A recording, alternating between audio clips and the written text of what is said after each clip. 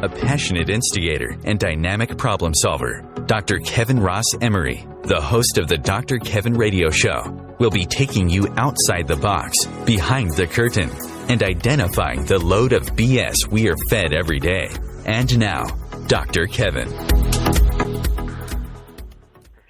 Hello, hello, hello, and welcome to the Dr. Kevin Show here on OMTimes, where we're changing the world, wait for it, one Om at a time.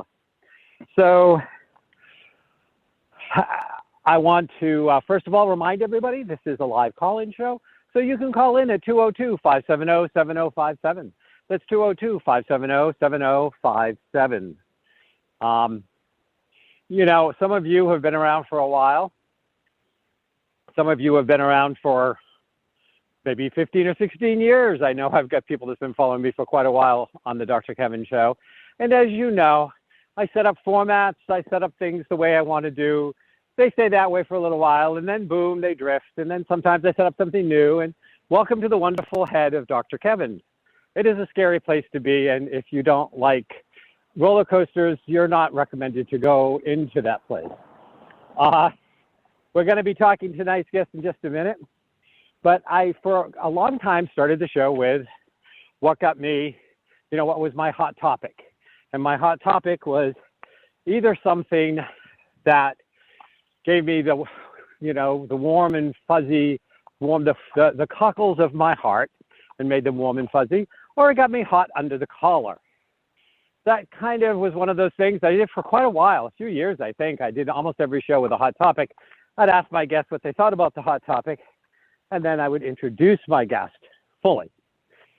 I have resurrected that in a very strange way today because, as if you've been following the last couple of weeks of the show, ever since the Roe v. Wade thing has shifted kind of our reality, and the Supreme Court has decided that America should only belong to a few privileged people who get to decide how all the rest of us should act, think.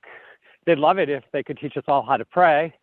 And we're seeing any ad nauseum amount of truly stupid anti-American laws that are trying to get passed by all of these states that look at this Supreme Court is going to return America to its days of its highest white supremacist greatness by systematically stealing all of the rights of any group that isn't part of the elite that America is supposed to be kowtowing to. Well, I don't kowtow well. I'm sure for those of you who have been listening to the Dr. Kevin Show have figured out a long time ago, I don't really kowtow at all. I've been known to eat cow. I had a great London broil last night, grilled it myself. Little hickory. Oh, it was fabulous. So I'll do cow, but I won't kowtow. So what I want to do is I'm actually going to share with you, and I've shared it once already. I'm sharing it today. I'm probably going to share it again, because I want to keep on sharing this out there. And this is the poem I wrote the day that Roe v. Wade got overturned. And it's called, You Cannot Win. I verge on joy and sorrow. I weep and laugh, feeling the demand of my call, echoing beside the call of my hopelessness. Do I really need to do this again? Must I fight for the human right of being treated humanely for myself and others? Can I be lifted up to the challenge or sunken down into the exhaustion? I can live my call of loving or be silenced by the voice of the haters. You will not win. You cannot win. You cannot sell out my human rights to your demons of greed and power. They will not have me. I breathe, I rise, I join my fellow soldiers. Together, we will yet again exorcise your demons, back into the hell where they belong. So I share that poem. I share these thoughts. For those of you who listened to last week's show, our regular show with Matt Connaughton on the first Thursday of the month. And, you know, Matt was clearly discouraged. There was a lot of hand-wringing, a lot of what the Dems weren't doing to try to offset what the Republicans put in place 50 years ago, or a certain kind of Republican to basically return America to its white supremacist, everybody is a second-class citizen except them, America. But I won't have hand-wringing on my show. And as the president, Susan Frederick Gray, the president of the Unitarian Universalist Association, the denomination I belong to, says, we are not a casual faith. So we are out there fighting. And I may get tired, but I will not stop fighting. I will not stop speaking out, and I will not stop participating in any and every way that I can to return America to the greatness path it was on before we let the haters get too much power. That being said, I'm going to, I think it's perfect to introduce tonight's guest, bring him on, and then see if he has any thoughts on what I've said, or whether we're going to dive right into tonight's show. So tonight we're joined by Nickolas Potter. He is the founder, creator of 1,000 Loving Voices literary movement. The 1,000 Loving Voices literary movement is his brainchild, and it is a literary movement for LGBTQIA plus authors and people who want to write in that genre to be writing romance novels, 1,000 romance novels, mainstream, showing the normalcy of the LGBTQIA. We fall in love, we have problems, we struggle, and at the core of it, we just want to live happily ever after like everybody else. We really are not different than anyone else. We are no more different from everyone else than a person who has blonde hair is different than a person who has brown hair. It is but a single identifier in a complex makeup. Nickolas is a graduate of the Masters of Professional Writing program at the University of Southern California and has a 38-year track record of creating multi-award-winning screenplays, novels, plays, short stories, and poems, as well as producing the triple award-winning feature film Retreat, which was distributed in 92 countries, screened at the European Film Market in Berlin, and on the network television in North America. So now I find it amazing that he has a 38-year track record of all of this. And the last time I asked Nickolas, he was only 29. I don't know. Maybe I failed math. Nickolas, welcome. Hello, Dr. Kevin. Thank you so much for that introduction.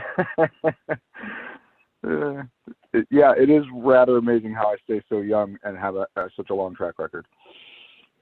Yeah. Well, you know, hey, it's a smaller lie than most of our politicians are telling these days. So what the hell? That is for sure. And yes, so, comment on your earlier monologue. Never quit. That is the motto. Never quit fighting for what is right. So good.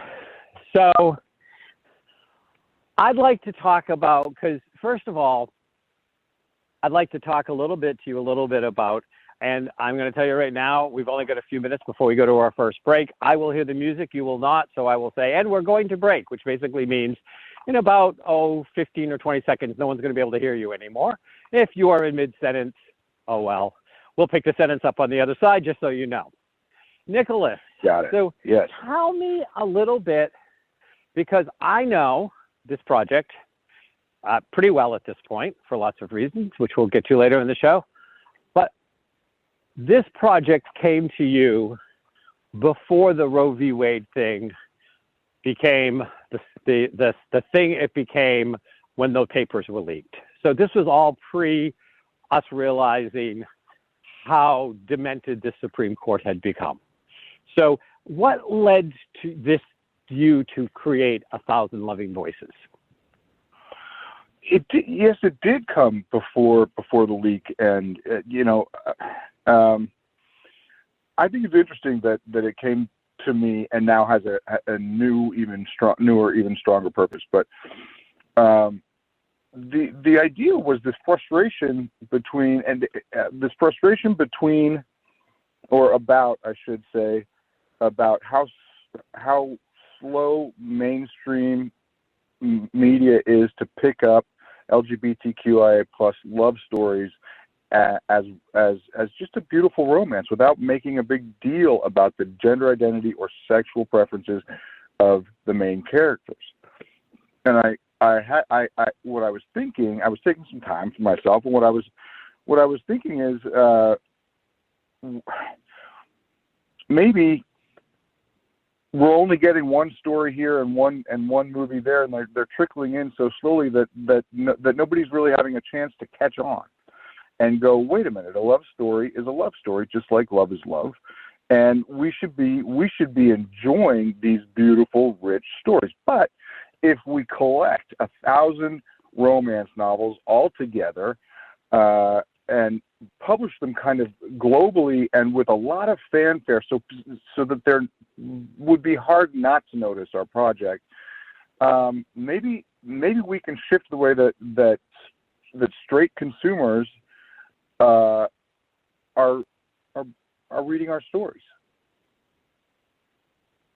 And I think it's amazing that now I think there's never been a better time, because it's such a scary time, to normalize LGBTQIA plus love and romance. If people don't start getting it very, very soon, how very real, normal, authentic, and how it's always been real and normal and authentic, we just pretend not to look at it. If we don't kind of crack down this wall right now, and in the literary world and in cinema,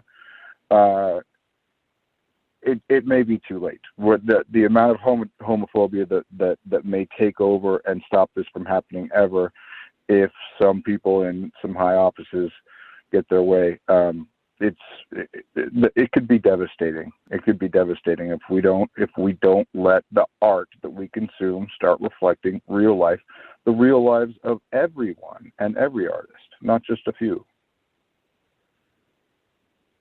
So I love that. I mean, I love the idea of, bringing it out and making it so that it is something that everybody can, everybody who's into romance, so to speak, can read and say, hey, these are really, this is a really good romance. This is a really fun romance. This is a really, it's if it's your genre, it's your genre. If you like romance, you like romance. And, and to be like, oh yeah, and the characters are like, so what?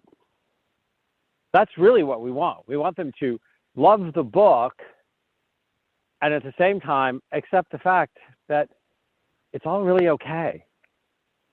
Like, nobody's getting hurt. No, exactly. Nobody is getting hurt. Just the idea, and I think this came up recently. The idea that I think that there are a lot of people out there, with this deep-seated homophobia that exists in our culture, who probably would be, even if they really wanted to read a gay romance, may not be willing to buy the book and walk around reading the book openly because people might think that something about them. And I just feel like it's just got to be broken down, and people have to start seeing how human and beautiful and natural love, any kind of love, is, before a lot of other people start trying to put laws in place to tell us who we can love. I mean, that is that's prehistoric, for God's sakes. So as an artist, as fired up as I was about this concept, you know, when I first came up with the idea for this project, I now have a sense of urgency about it. We need our normalization now. Need it. Well, and you know, for a long time, for probably since the beginning of the time, it has been the willingness and the visionary and a lot of times the courage of artists to actually be the ones that set the vision for the new world, the evolving world, the incoming world. There are always going to be people who are afraid of change, who are afraid of things that are different, who are afraid that somehow their place in the world gets threatened, that they somehow are if somebody else is getting a good life, it somehow makes their life less good. Almost as if, you know, there's only so many people that can be in love on the planet at any one time. And if these like LGBTQIA people, if they're in love, well, they take away my chance of being in love because, you know, us straight people get less love tokens. Right? Which, by the way, isn't true. I'm pretty sure we're all supposed to be in love. I think it's a natural part of living and one of the best parts of living. The problem right now is that so many people in so many positions of power are madly in love with themselves and no one else. That is for sure. That is for sure. And somehow, yeah, I'm sorry. Go ahead. No, I was just the thing that disturbs me about this is that we know that half the people who claim to be a certain way aren't, and have skeletons in their closets. And wouldn't they enjoy the freedom to be who they are as well?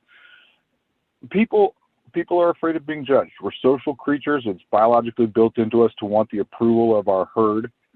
But come on, you know, it is time for everyone to be real and completely unique. We all have our completely unique fingerprint, and that doesn't just mean our actual fingerprint. It means everything about us. Well, I'm not disagreeing with you, but I do take a bit of umbrage if you're herding me together with those jackasses that just overturned Roe v. Wade. They're not part of my herd, baby. I got news for you. They're stuck with somebody else's herd. I would never make a mistake like that, Dr. Denver. And that's the sound of our first break. We will be back with Nickolas Potter and the Thousand Loving Voices literary movement. Nothing like a good movement.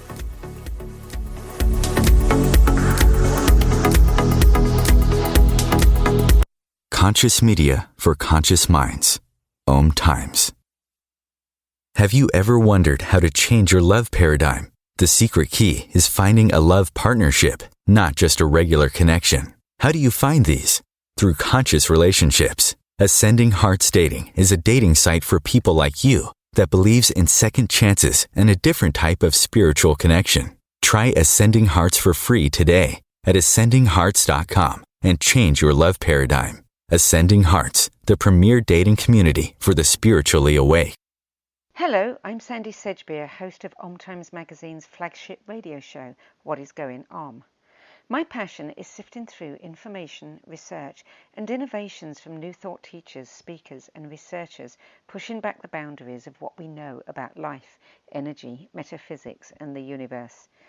I love shifting perceptions about who we are, why we're here, and how quickly impossible becomes normal when we open our minds, expand our awareness, and accept that the only limits that exist are those we place upon ourselves.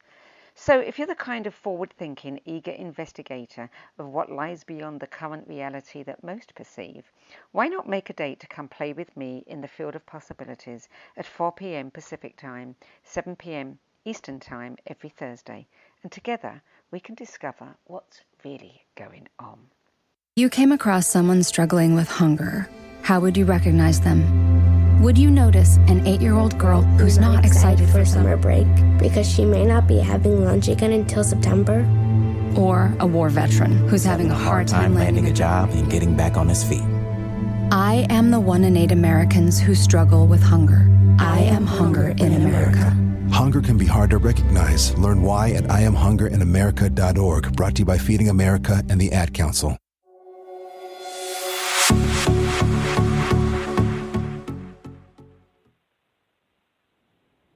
Hello, hello, hello, and welcome back to the Dr. Kevin Show here on OMTimes, where we're changing the world one Om at a time. Remember, this is a live call-in show, and you may call in and be part of this show by calling in 202-570-7057.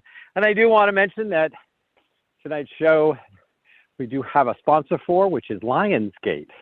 And if you go to the My Dr. Kevin show page, on Facebook, you can see Lionsgate, and you can check out their website, which is lionsgatespiritual.com. And this is a new shop that's opening in August in Westboro, Mass, where I will be teaching classes and seeing people. So stop by, check it out, say hello. I'd love to see you, and I'd love to see you in some of my classes. I'll be doing psychic development there starting in September. So if you've ever thought you were psychic or know that you're psychic and would like to develop it to the next level, check it out. Again, that's lionsgatespiritual.com. Nickolas, are you still there? Did I scare you away? Absolutely not. I'm still here. I'm going to have to try harder, I guess. So, I think that there's several aspects of this literary movement I want to talk about, but I do like the fact of it is a place, it is something that has never been more important from a social change. And as I was starting to say at the end of the last segment, artists and artistry, whether it's painters or poets or authors or, as time went on, movie makers, all of those people, they were always giving us the edge look at where we were going. And it's always scared people who fear change, who fear that somehow they will be on the wrong side of change, who are afraid they're not capable of change, and who will misconstrue and change things.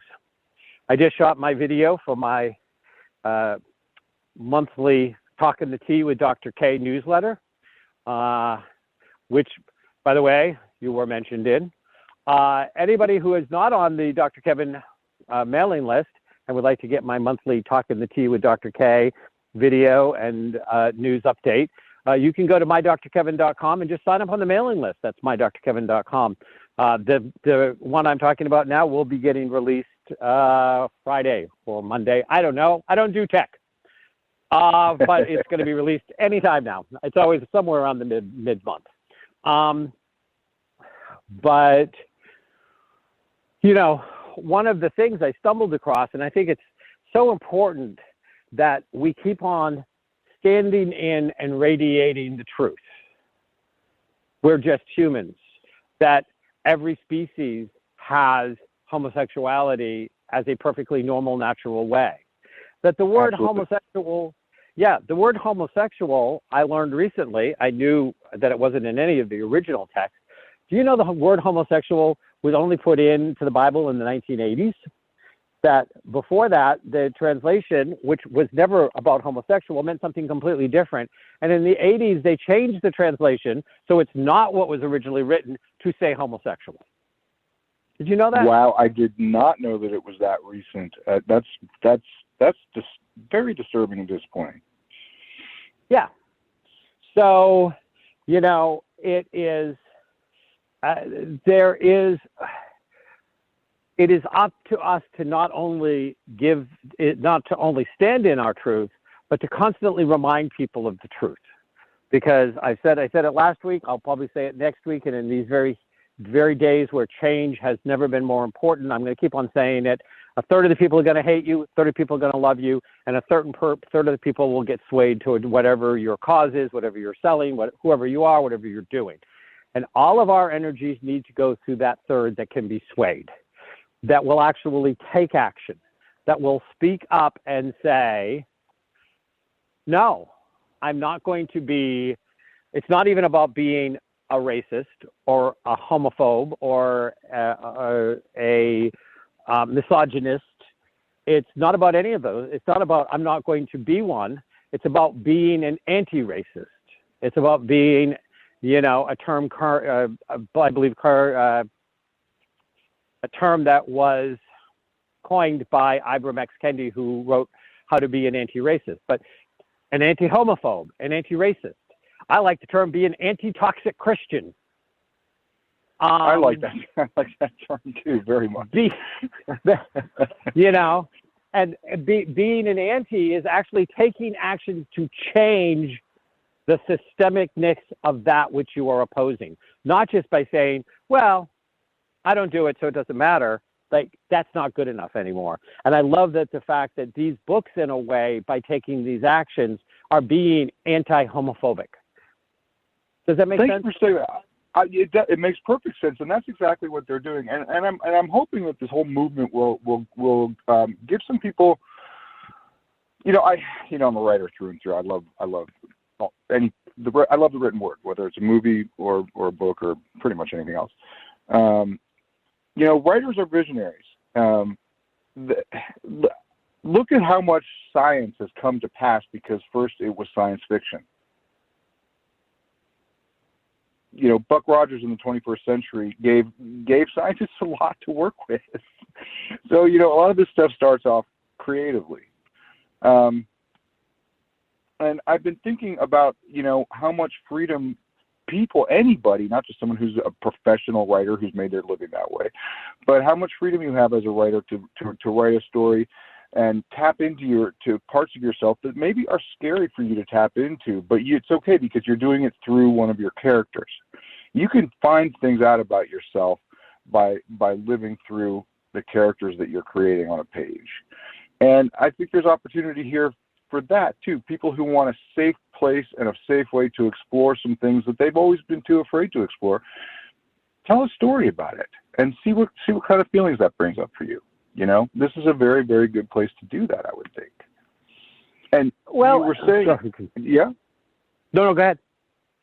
You were saying earlier about change and people. I'll tell you a brief story. You were saying people are afraid to change, and for some reason I've got a lot of dad energy around me today. I'm in a very dad place. I'm in Marin County. I'm by the Petaluma River boat launch, and I don't know. He's just on my mind today. And my father was a horrendous homophobe, and it caused a lot of pain and problems in my relationship with him. And I think he wants.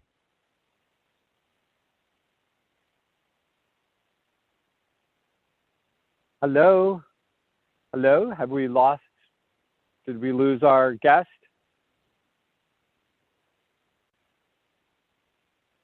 I'm not hearing him. Are you hearing him? Oh, Nickolas. Okay, guys, we have technical difficulties. I'm going to text Nickolas and see if we can get him off of mute. But we're still going to keep going. And, one of the things I'm going to say while we're waiting for Nick to come back is, the point he was making is there are so many wounds that children get exposed to. There's so many things they get wounded by, especially when they're part of the LGBTQIA community. For ages, there was no positive representation, if any representation at all. The same thing can be said about people of color, indigenous people, Black people, that there was no positive. There wasn't a lot of positive role models. There wasn't a lot of good takes on it. And sometimes there just wasn't any. A good majority of the TV, the vast majority of the TV in the 50s, 60s, even into the 70s, kind of looked like your mother had just whitewashed the sheets and hung them up on the line because there was so little diversity or representation. And yet children, were growing up. Oh, there we go. Hi, folks. Sorry, I'm not sure where we were when the call dropped. Apologize. You were talking about your father issues and how he made it tough for you. Well, he did, and I think it was also very, very tough for him. He was so fear-based about what people would think if he had a gay son, and it was just anyway.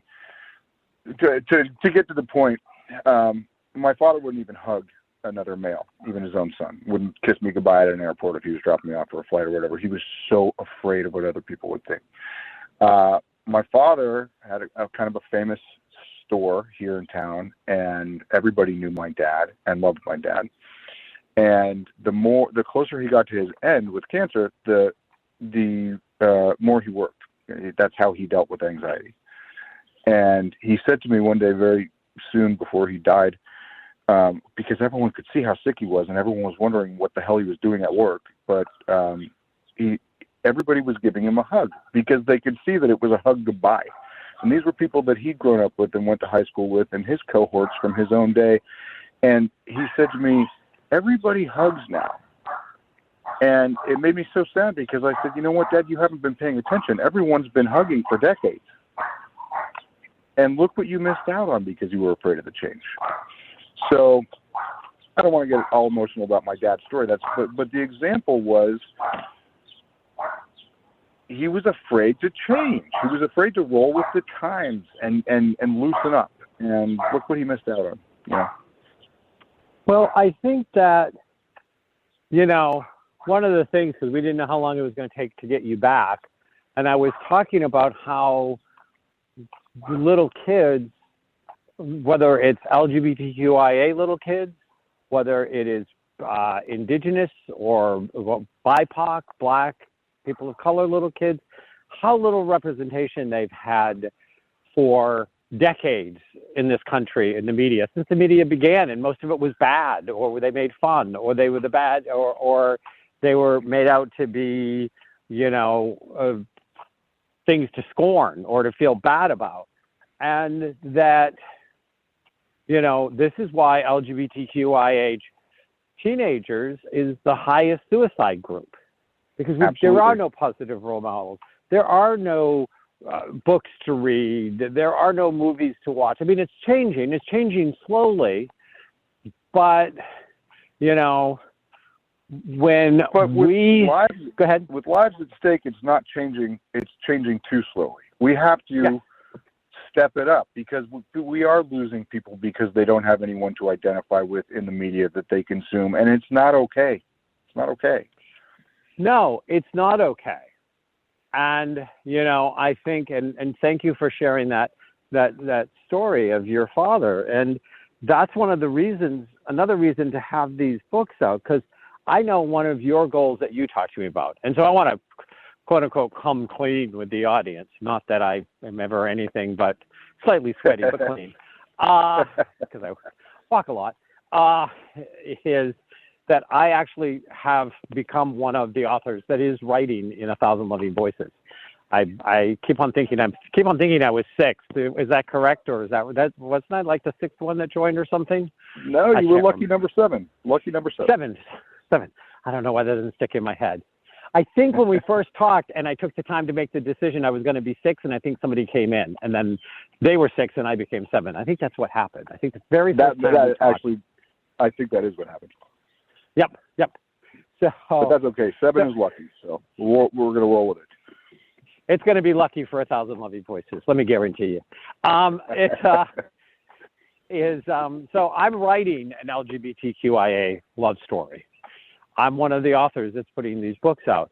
But I want to talk about the importance of this representation. And one of the things that I know that Nickolas is going to do is be donating a copy of all of these books to libraries across the world so kids will have access to them. Correct? Absolutely correct, yes. In fact, every author, the way that I'm looking at it right now is that every contributing author gets to choose the library that they want the collection to be donated to. Why not? It may mean something to them. It may be in a small town in America. It may be in Africa. Who knows where it's going to be? But if they feel that they need representation there, that's where we're going to send the books. Yeah. Well, let me see. Do I want to send it to Governor Greg Abbott's hometown or Ron DeSantis' hometown? I don't know. Which one would be better? Anyway,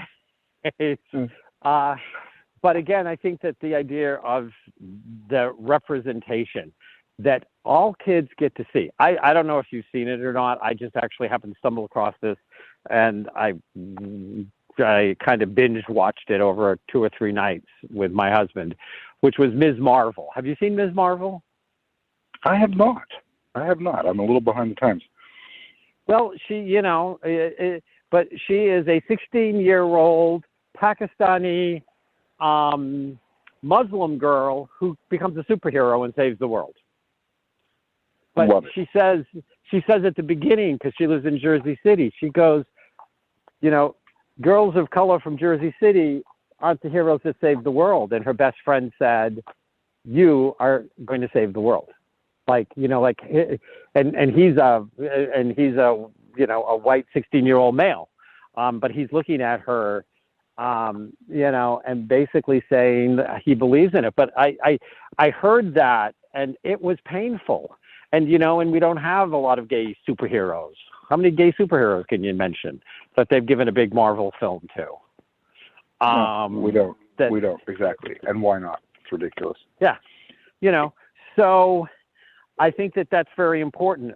But one of the things, because I know we're going to be off on break in a second, is I want to talk about the experience for the author in the next section, because this is part of what I'm excited about. And as some of my listeners know, maybe, but not all, actually, because last week or the week before, I don't know, I lose track of time. But in the last week and a half or so, I've had what I believe is my 24th or 25th book published. So I'm not somebody that's an author that says, hey, I'd like to get my first book out there.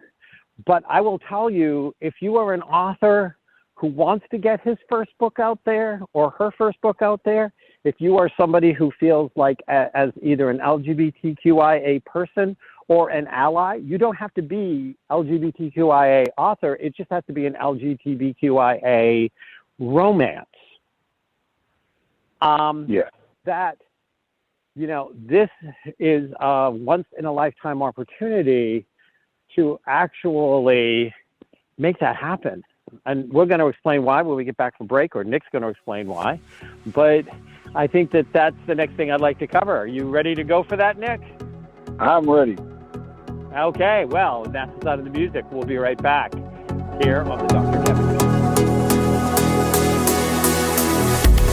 The Real Conscious Connection. OMTimes Radio. IOM FM. The number one reason girls drop out of school in sub-Saharan Africa is lack of access to feminine hygiene products. The Pads for Schoolgirls Project, an outreach of Humanity Healing International, is changing this paradigm by setting up sewing programs at schools, teaching girls a vocational skill, while producing the reusable pads that help keep them attending classes. The girls pay it forward by making and giving pad kits to other girls in need. To learn more, visit humanityhealing.org. Humanity Healing is where your heart is. Vox Novus, the new voice. Vox Novus, the new dimension. Vox Novus, thought and movement leaders who will share from their experience and offer tools to help us navigate our rapidly changing world. My name is Victor Furman. Join me every Thursday at 8 p.m. Eastern on OMTimes Radio for Vox Novus, the new voice. If I could be you. And you could be me? For just 1 hour. If you could find a way to get inside each other's mind. Walk a mile in my shoes. Walk a mile in my shoes. Walk a mile in my shoes. We've all felt left out.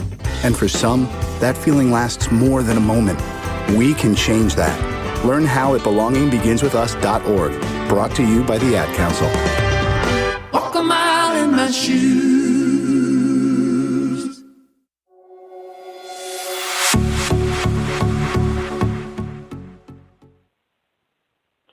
Hello, and welcome back to the Dr. Kevin Show here on OMTimes.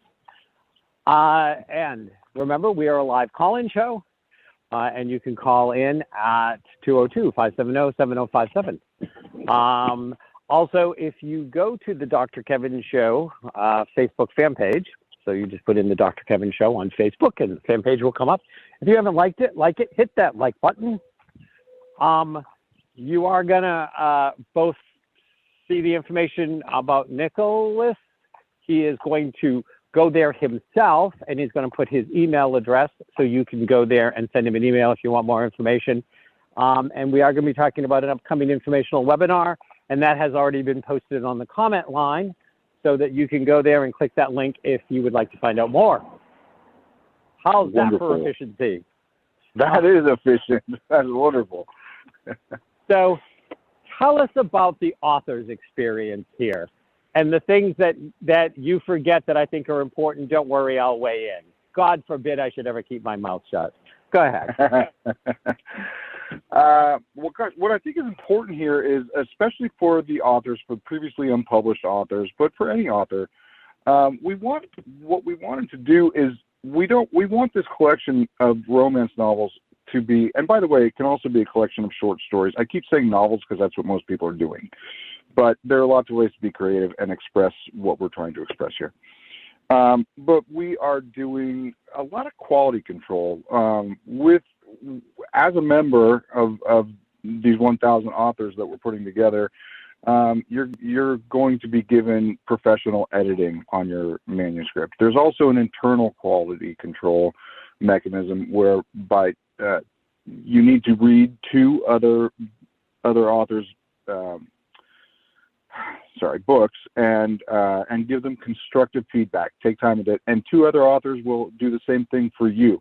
So there's going to be a lot of opportunity for you, even if you're a first-time ever writer, to hone your craft before the world sees it. Because writing your first thing or your 10th thing can be scary. It can be really, really scary, but you're not going to be alone.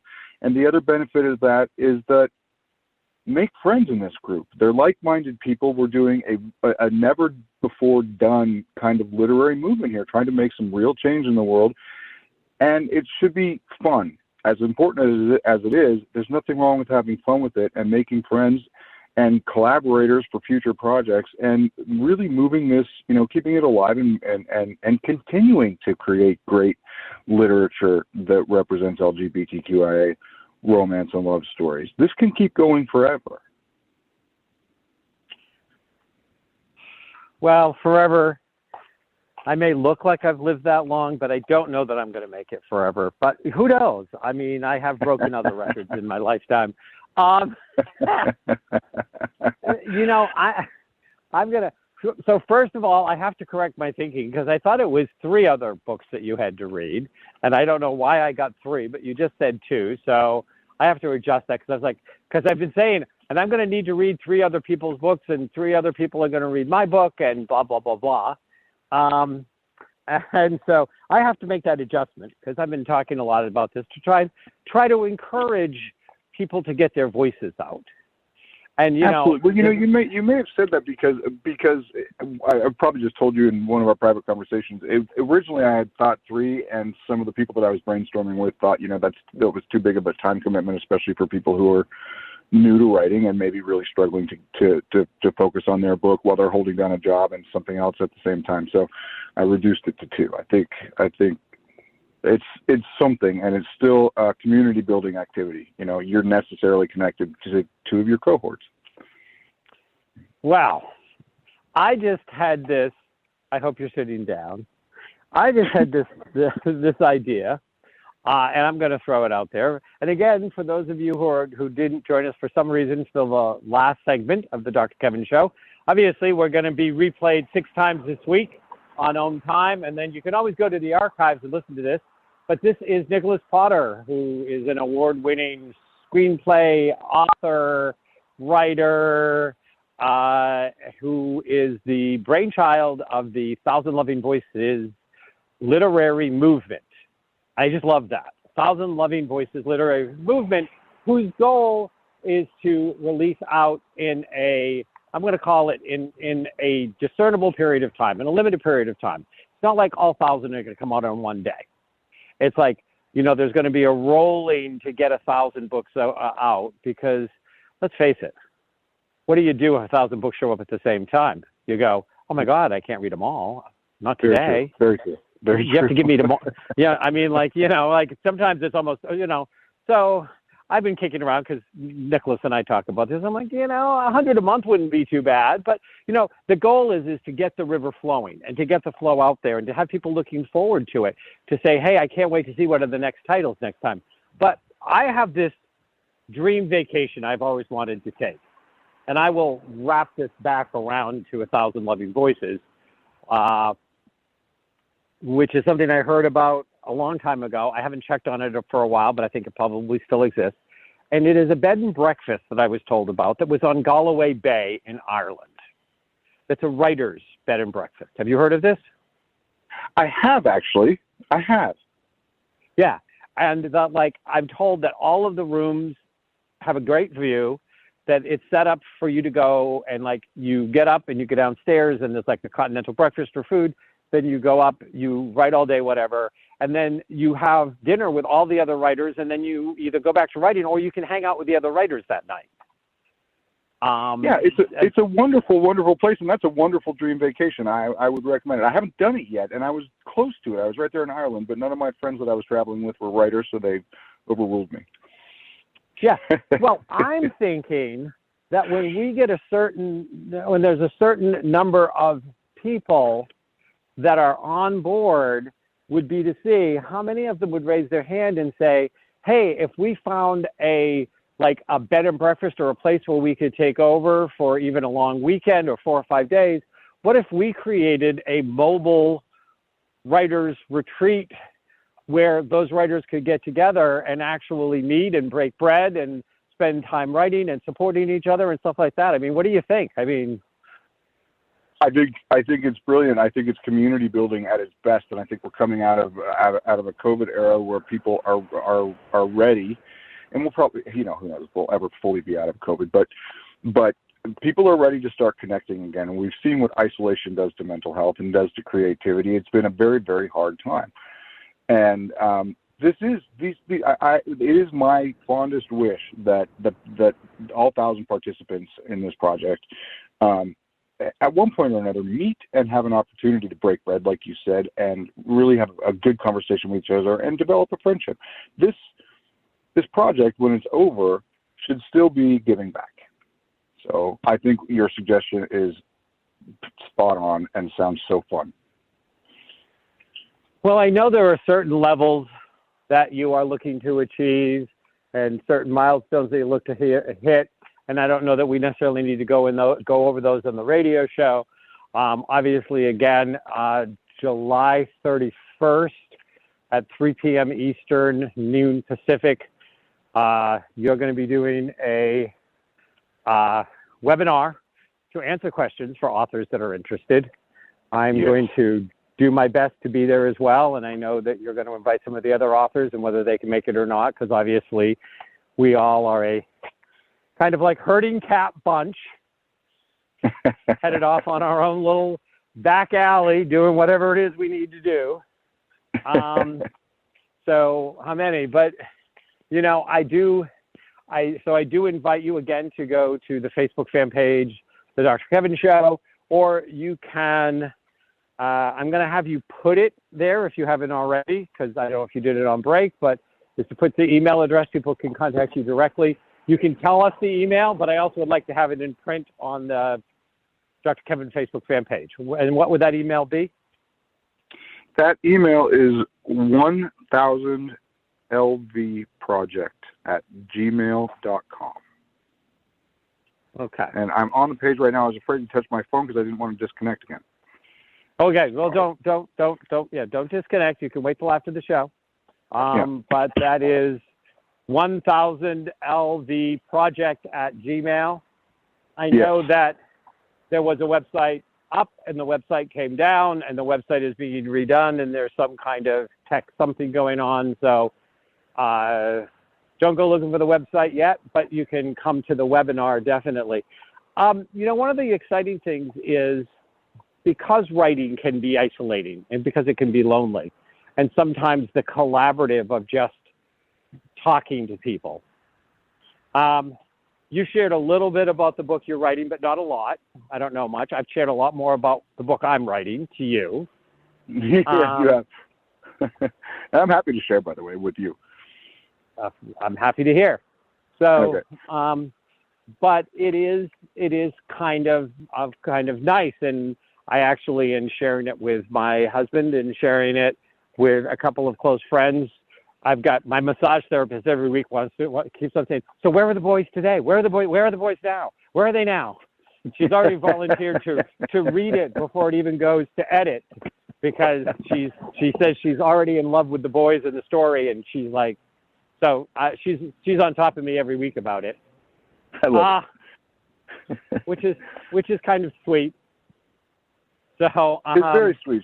She's still your number 2 fan though, because I'm number 1. I've loved it since it was an idea. But the couple of people I've talked to, and this is so important for writers, have thrown things in, and I haven't maybe taken exactly what they said, but it's led to something that's allowed me to shift and change the story. And I think back to the writers cafe in Paris, like in the 1920s. Remember those famous, like all of these famous authors of the day would get together, and I think they just drank themselves insensible, but I think they did too. But they got something out of it, absolutely. And so, sometimes, and if you don't mind, I'm going to tell the story. I'd tell a quick story about how I came to my book. It is when Nickolas and I first talked about it, we were introduced by a mutual friend, somebody he's known for a long time, and so have I, in a very different capacity. Randy Pizer is her name. Yep. And I looked at my plate and I said, my plate is I don't know. I love the idea. I love what you're trying to do. I'd love to have you on my radio show to talk about it. I think it's very important. And again, we were pre-Roe versus Wade thing at that point still. And I was like, let me see if I've got an LGBT story within me, a romance. Because I have this goal that I've shared with you that I want to write one book in every genre. And I only have 2 genres left that I can think of, possibly 3. One is romance, one is murder mystery, and then is there such a thing as a genre just called a novel? I don't know. I don't think so. But this is my goal. And so it's like, so I'll check. And that night I had a dream that I was at the Kentucky Derby, and I had the different stories in my head racing against each other about which one for me to pick. Now, I closed that conversation, if you remember, by saying, I don't know if I have one in me. Yes. Yeah. And you kind of chuckled. I think you were making fun of me. But and then that night, the winning idea at the Kentucky Derby, I woke up the next morning, and by that weekend, I was already hundreds and hundreds of words into it, and had a title and everything, and had talked. I was like, "Yep, it's there, and it's got to come out." You know what? I get so close to saying spoilers all the time because I'm so excited about your book, but I'll just keep my mouth shut. Yep, I don't think it's quite spoilers time yet. And I finished the epilogue. Really? So yes, I have this weekend. I assume. Well, I haven't had a chance to go back and completely edit it one more time, but yes, I finished the epilogue. And I think I'm going to see if this means anything to you. The epilogue is dated 12/31/2004. So I'm going to let you cogitate on that mystery. But my invitation is, yes, if you have a romance novel in you, if you feel like that, if you feel like it is one that can be told or should be told or is going to be told in an LGBTQIA character romance, which doesn't mean you have a best friend that's gay and it's a straight romance. It means it's a romance of LGBTQIA characters.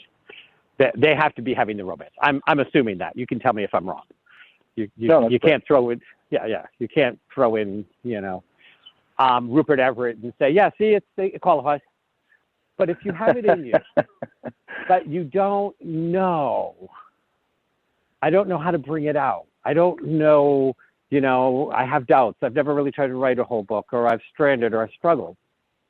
Come to this webinar, investigate, decide to make a commitment to move forward to write one of these books, knowing that there is going to be support and people that, again, we're talking a community that, sometimes we need the reason for the book to come out. How long have I had this romance novel in me? I have no idea. But I can tell you it wouldn't show up until there was a need for it. So, the old build it and they'll come. Commit to writing it and have a reason to finish it. Not just I'm going to finish it so I can say I finished my book, but a reason. And I think that's one of the greatest motivators in the world. What do you say, Nickolas? I say you're absolutely correct, and that's a brilliant thought, and thank you for saying that. We are coming to the end of the music. Nickolas, when this thing reaches another level, I'm going to have you back on to talk about what that looks like, and that is July 31st, noon Pacific, 3 p.m. Eastern Standard Time. There will be a webinar. You can get the link to the free webinar by going to the Dr. Kevin Facebook fan page, or going to Laughing, Loving, and Alive, because he was on our podcast this week, and the link is there as well. Either one of those, the Dr. Kevin Show or Laughing, Loving, and Alive, put in the search bar of Facebook, you'll find me. Like them both, find the link, and join us on the webinar. Nick, thanks for coming. Thank you.